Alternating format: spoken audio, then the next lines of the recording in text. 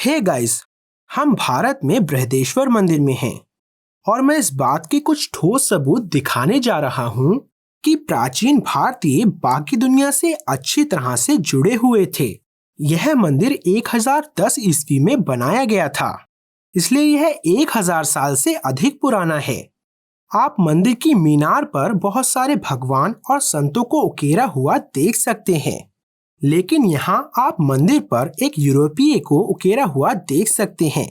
यह वास्तव में आश्चर्यजनक है, क्योंकि इतिहासकारों ने हमें बताया था कि दक्षिण भारत पहुंचने वाला पहला यूरोपीय वास्को डी गामा 1498 में आया था, लेकिन यह मंदिर उनके आने से 500 साल पहले बनाया गया था।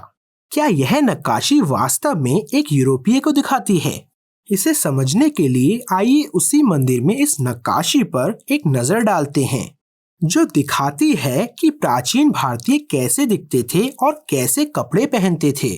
आप देख सकते हैं कैसे उन्होंने बहुत सारे आभूषण पहने थे, लेकिन आमतौर पर शर्ट नहीं पहनी थी, क्योंकि दक्षिण भारत बहुत गर्म जगह है। इस हेयर स्टाइल पर ध्यान दें, जहां उन्होंने बालों को साइड में बनाया था। इसकी पुष्टि एक अन्य नक्काशी से होती है, जो एक समान हेयर स्टाइल दिखाती है, और यहाँ हम एक चौड़ी नाक देख सकते हैं। इस नक्काशी पर वापस जाएं तो आप ठीक इसके विपरीत देखेंगे। वह सर पर एक टोपी पहने है, लेकिन गहने नहीं पहने हैं। उसकी कमीज लंबी बाजू और कॉलर के साथ दिखाई गई है। उसकी नाक तीखी तराशी हुई है और उसकी दाढ़ी भी है, जो क्लीन शेव्ड भारतीयों के विपरीत है।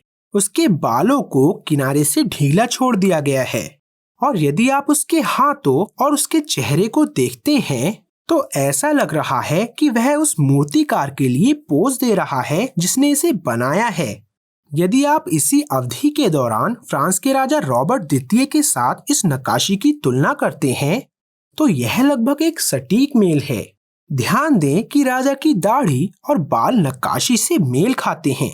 यहाँ तक कि लंबी आस्तीन और कॉलर भी एक जैसे हैं। फर्क सिर्फ इतना है कि यूरोप में राजा को एक मुकुट के साथ दिखाया जाता है और यहाँ उसे एक टोपी के साथ दिखाया जाता है। यह बहुत संभावना है कि यह नक्काशी फ्रांस के राजा रॉबर्ट द्वितीय को दिखाती है, क्योंकि आमतौर पर केवल भगवान, राजा और संत ही हिंदू मंदिर की मीनारों पर उकेरे जाते हैं। इतनी सटीक नक्काशी कैसे संभव है? क्या दुनिया के नेता 1000 साल पहले जुड़े हुए थे, ठीक वैसे ही जैसे कि आज जुड़े हुए हैं?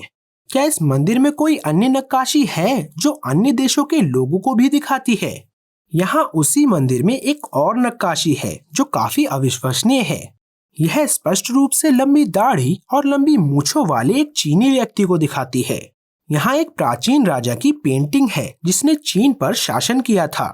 देखिए कैसे उनकी भी लंबी दाढ़ी और लंबी मूंछें हैं। उल्लेखनीय रूप से वह पेंटिंग में एक समान हेडड्रेस पहने हुए हैं, जैसा कि नक्काशी में दिखाया गया है।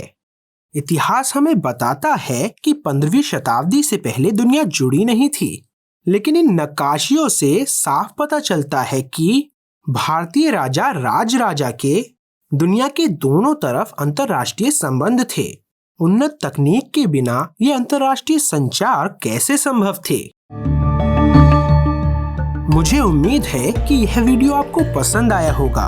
मुझे इस तरह की बहुत सी दिलचस्प चीजें मिल रही हैं, इसलिए कृपया मेरे चैनल को सब्सक्राइब करें। देखने के लिए बहुत बहुत धन्यवाद और मैं आपसे जल्द ही बात करूंगा।